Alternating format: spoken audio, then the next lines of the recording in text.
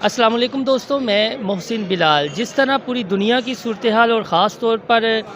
Jio political صورتحال ہمارے خطے کی بنی ہوئی ہے، اس سلسلے میں آج جو شخصیت میرے ساتھ موجود ہیں وہ کسی تعارف کی محتاج نہیں ہیں، کافی زیادہ عبور رکھتے ہیں وہ، خاص طور پر جو خطے کی صورتحال ہے اس کو لے کر آپ اکثر انہیں ٹی وی چینلز پر بھی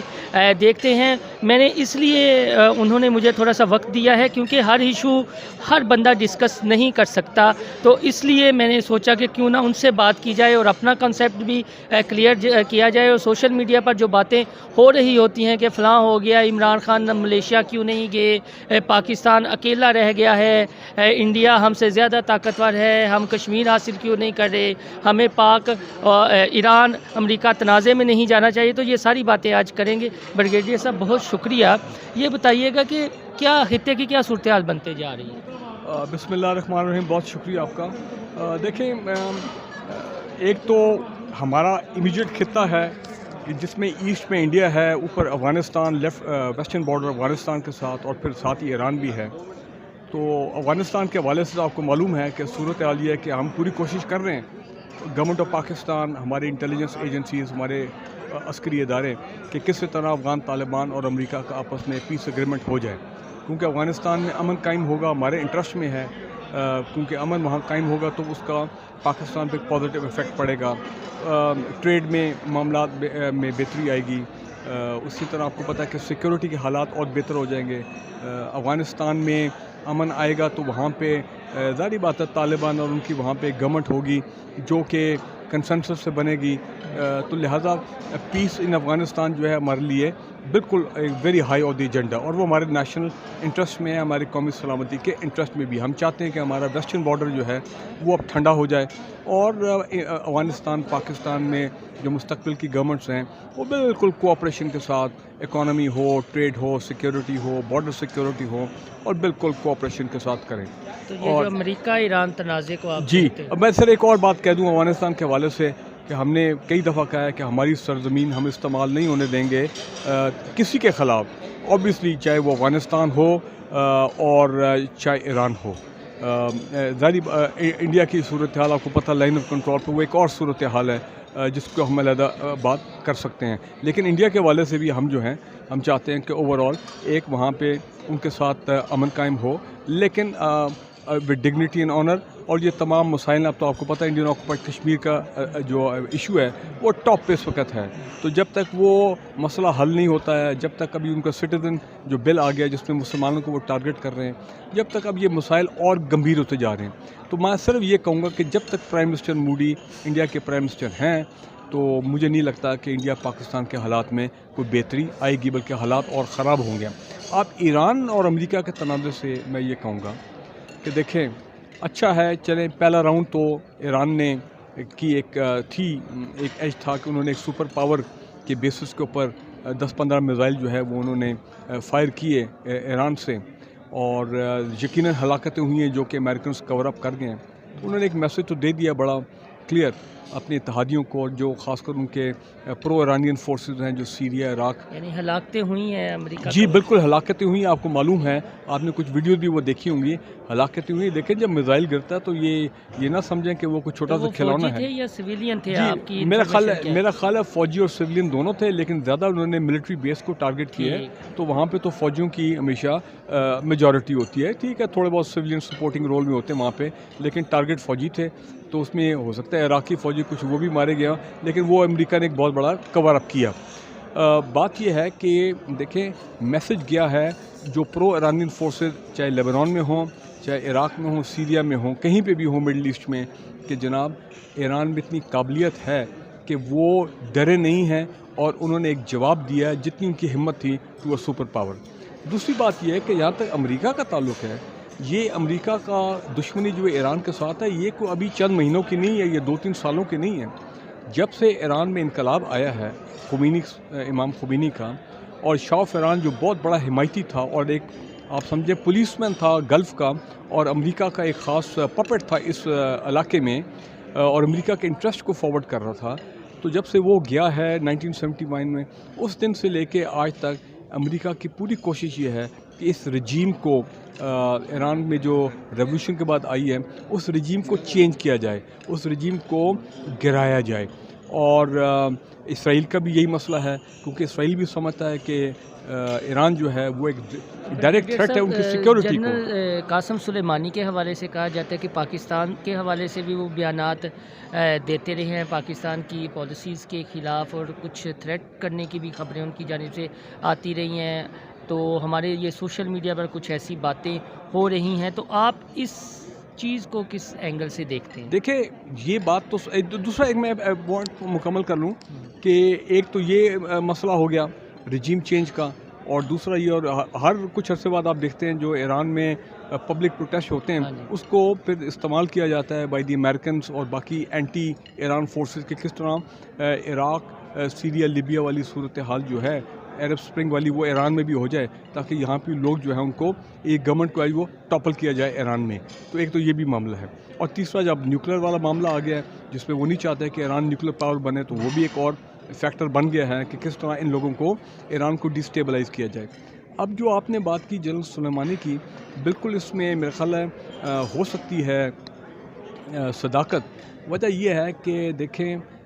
یہ ایران کی سرزمین سے یہ تو کوئی اب ڈینائی نہیں کر سکتا کہ کلبھوشن اور را کا جو نیٹ ورک ہے وہ ایران کی سرزمین سے آپریٹ کر رہا تھا. پاکستان کے خلاف بلوچستان میں دہشت گردی کے ان کا نیٹ ورک تھا، حملے تھے دہشت گردی کے، اس کے بعد کراچی میں اور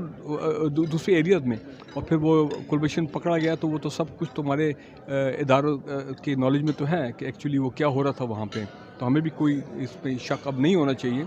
تو جنرل سلیمانی کی جو شہادت ہے، دیکھیں ایرانی قوم کے لیے تو بہت بڑا سانحہ ہے، اس میں کوئی شک نہیں ہے. اب جہاں تک پاکستان کا تعلق ہے، ہم نے یہ دیکھا ہے کہ ہم نے کوئی زیادہ بڑھ کے اس پہ کوئی افسوس کا اظہار یا یکجہتی کا اظہار ہم نے نہیں کیا ایران کے ساتھ. شاید یہ بھی ایک وجہ ہو جو آپ کہہ رہے ہیں کہ وہ انہوں نے را کے انٹرسٹ کو سرو کیا ہوا پاکستان کے خلاف. دیکھیں قدرتی بات ہے. تو لیکن پاکستان کی کوشش یہ ابھی بھی ہمارے فارن منسٹر ایران میں ہیں کہ کسی طرح ایران اور سعودی عربیہ کی کوئی آپس میں ٹینشن اور جنگ نہ ہو، اور امریکہ اور ایران کے معاملات اور کشیدہ نہ ہو. اس لیے کہ اگر یہ ہوگا تو پھر ہمارا ویسٹرن بارڈر جو ہے ہمارا نیبر، وہاں پہ بھی آگ لگے گی. پھر ایک اور وہاں پہ آپ سمجھیں کہ حالات خراب ہو گئے، ڈیسٹیبلائزیشن، اس کا افیکٹ کوئی نہ کوئی پاکستان پہ تو آئے گا. آپ کی رائے بہت زیادہ مستند ہوگی. میں یہ پوچھنا چاہتا ہوں کہ جب سے کشمیر کا ایشو اٹھا ہے ریسنٹلی 5 ماہ ہونے والے ہیں، تو ساتھ ساتھ غزوۃ الہند کا بھی حوالہ دیا جاتا ہے، اور یہ مقبول جان، اسکول آف تھاٹ اور سوشل میڈیا بڑا پڑا ہے. تو یہ غزوۃ الہند کا جو ہے یہ آپ اس کو کس تناظر میں دیکھتے ہیں جب سے یہ کشمیر کا ایشو اٹھا ہے؟ اور دوسرا یہ بتا دیں کہ ہماری تو فوج یا ہماری نیشن کا یا ہمارے تو دین میں ہے جہاد، تو کس تناظر میں دیکھتے ہیں؟ دیکھیں میں تو یہ سمجھتا ہوں کہ جب غزوۃ الہند کی آپ بات کرتے ہیں، ٹھیک ہے مسلمانوں نے بر صغیر ہندوستان جو پہلے ایک یونائٹڈ ہوتا تھا پورا علاقہ 1947 سے پہلے 1000 سال مسلمانوں میں وہاں پہ حکومت کی ہے. تو یہ تو فیکٹ آف ہسٹری ہے. ٹھیک ہے، یہ ایک آپ کہہ سکتے ہیں کہ خواہش ہو سکتی ہے کہ پاکستان کا جھنڈا جو ہے وہ دوبارہ لال قلعے پہ وہاں پہ لہرایا جائے، لیکن کچھ گراؤنڈ ریالٹیز بھی ہیں. کیونکہ پاکستان کی پالیسی اب یہ ہے، یہ خاص کر 20-25 سال میں جو ہم جنگوں میں انوالو رہے ہیں، جو ہماری جنگیں نہیں تھیں، کہ اب ہم چاہتے ہیں کہ پاکستان میں ایک امن کا پیریڈ آئے، ہماری اکانومی بہتر ہو، ہمارے عوام کی کوالٹی آف لائف جو ہے وہ بہتر ہوں. تو لہٰذا اس وقت کوئی ایسی یہ جو ہے ایمبیشن یا یہ خواب دیکھنا شاید مناسب نہ ہو. لیکن انڈین آکوپائڈ کشمیر کے حوالے سے بات بڑی کلیئر ہے. جب تک وہاں پہ آرٹیکل 370 واپس نہیں ہوتا، جب تک وہاں پہ فریڈم سٹرگل جو ہے اپنی منطقی انداز تک نہیں پہنچتی، تو یہ ہمارا ایک پاکستان کا قومی ایجنڈا میں جو ٹاپ موسٹ پوائنٹ ہے، وہ جو ہے ایجنڈا پوائنٹ وہ انڈین آکوپائڈ کشمیر اور یہ رہے گا. لیکن میں آپ کو یہ بتا دوں کہ میں نہیں سمجھتا ہوں، ٹھیک ہے لائن آف کنٹرول پہ انڈیا اور پاکستان کی آپ دیکھتے ہیں جھڑپیں ہوتی رہیں گی جب تک مودی ہے، اور تیزی میں آئے گی یقیناً. لیکن انڈین آکوپائڈ کشمیر میں جو کامیابی ہے، یاد رکھیں وہاں پہ جو ینگ لوگ ہیں جنہوں نے اب یہ تحریک کی ذمہ داری اپنے سر پہ لے لی ہے، انہوں نے ہتھیار بھی اٹھا لیے ہیں انڈین آرمی کے خلاف، انڈیا کے خلاف، مودی کے خلاف، بلکہ انڈین آکوپائڈ کشمیر نہیں، انڈین آکوپائڈ کشمیر کے ساتھ تو یکجہتی انڈیا میں اب ہو رہی ہے، خاص کر سٹیزن بل کے بعد۔ تو آپ دیکھیں مسلمان وہاں پہ کھڑے ہو گئے ہیں، وہ کشمیر کی آزادی کی بات کر رہے ہیں، وہ اپنی آزادی کی بات کر رہے ہیں انڈیا سے۔ تو لہٰذا غزوہ ہند تو میرا خیال ہے شاید انڈیا کے جو مسلمان ہیں شاید وہی کر لیں، خود بخود ہی ہو جائے، یہ اللہ تعالیٰ کے دیکھیں نا، وہ آگ تو لگانے آئے تھے پاکستان میں، اب اپنی آگ میں وہ خود جل رہے ہیں، اور وہاں کے مسلمان 20 کروڑ کھڑے ہو گئے ہیں۔ تو لہذا جو آپ کہہ رہے ہیں نا غزوہ ہند، شاید ہم نہ جا کے کریں، لیکن وہاں ہندوستان کے مسلمان وہ کر دیں گے، یہ میں آپ کو بتا دوں۔ لاسٹ میں صرف آپ کا آخری کمنٹ کہ انڈیا جو ہمارے اوپر سوار ہو گیا ہے، ایک یہ نقطہ نظر ہے کہ جب سے ہم نے جنرل ضیاء کی ڈاکٹرائن کو بلا دیا ہے، جنرل ضیاء کی انڈیا کے حوالے سے ڈاکٹرائن تھی کہ بلیڈ انڈیا ان 1000 کٹس کے انڈیا کو اس کے اندر سے کٹ لگائے جائیں، جس طرح آج سورش ہے وہ ہم نے تو نہیں کی، انہوں نے تو اپنا دوہری شہریت کا بل پاس کیا ہے، تو ساتھ ہی ایک جس طرح آپ نے غزوۃ الہند کی بھی بات کر دی ہے، تو کیا آپ سمجھتے ہیں کہ جنرل ضیاء کی پالیسی کسی طور ٹھیک تھی اس دور میں جو وہ ڈاکٹرائن لے کر چلے تھے؟ دیکھیں جنرل ضیاء کے دور میں بالکل وہ محب وطن پاکستانی ان کی وہ سوچ تھی، اور دیکھیں آج بھی لوگوں کی یہ سوچ ہے کہ دیکھیں سوچ ہے، اور لوگوں کا خواب بھی ہے، اور اس میں خواب دیکھنے میں کوئی غلط بات نہیں ہے کہ اگر پہلے 1000 سال مسلمانوں نے حکومت کی اس پورے خطے پہ، تو ابھی یہ جو ایک بالکل اینٹی مسلم، اینٹی پاکستان جو پرائم منسٹر مودی ان کا آ گیا، اور جو بی جے پی کے جس طرح ان کا ایجنڈا ہے RSS کا، وہ انڈیا کو ایک RSS انڈیا بنانا چاہتے ہیں، ایک سیکولر انڈیا اور ڈیموکریٹک انڈیا، تو وہ تو اب ساری چیزیں دفن ہو گئیں، ماضی کا حصہ ہو گئی۔ تو میرا خیال ہے ٹھیک ہے، جنرل ضیاء الحق جو ہے انہوں کا اپنی ایک سوچ تھی، اور پرو پاکستان سوچ ہے، اور وہ ہمیشہ یہ چاہتے تھے کہ مسلمان جو ہیں وہ اکٹھے ہوں، مسلمانوں میں یونٹی ہو۔ OIC آپ کو یاد ہے ان کے دنوں میں بہت متحرک ہوتی تھی، OIC کے بڑے اجلاس ہوتے تھے پاکستان میں، اور جنرل ضیاء کے دور میں اگر آپ کو یاد ہے کہ کیسے جب سوویت یونین نے افغانستان کو پہ قبضہ کیا تھا، تو افغان جہاد جو ہے اس کے ایک بہت بڑے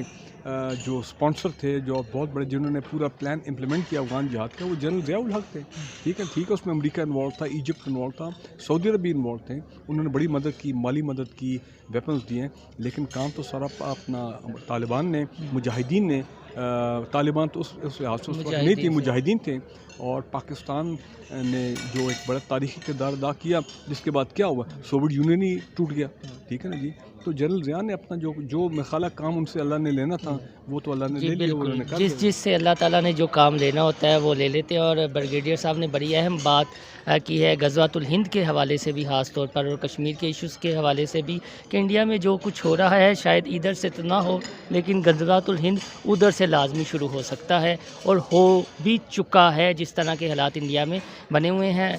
یہ تمام گفتگو آپ کے سامنے رکھنے کا مقصد صرف یہ تھا کہ آپ کا کنسیپٹ تھوڑا سا کلیئر ہو جائے خطے کے حوالے سے اور پوری دنیا میں جو کچھ چل رہا ہے۔ آپ کو میری یہ ویڈیو پسند آئے تو میرا چینل انسائیڈ اسٹوری لازمی سبسکرائب کیجیے گا، اور جہاں سے بیل آئیکن کا بٹن دوبارہ نہ بھولیے گا۔ خدا حافظ۔